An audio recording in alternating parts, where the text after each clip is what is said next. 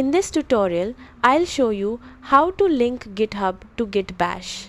This allows you to securely push and pull code between your local computer and GitHub repositories. First, open your web browser and go to github.com, then sign in to your account. Once you're logged in, click your profile picture in the upper right corner and select Settings. From the left sidebar, scroll down and click Developer Settings. Next, select Personal Access Tokens, then choose Tokens Classic.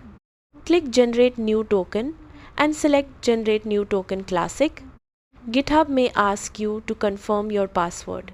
Once verified, enter a name such as Git Bash in the note field.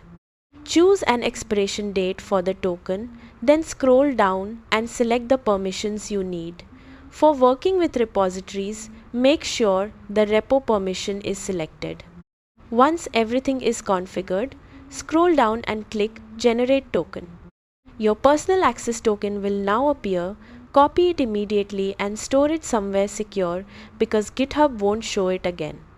Now, when Git Bash asks for your GitHub username and password, enter your GitHub username and use this personal access token as your password. That's how to link GitHub to Git Bash. Thanks for watching.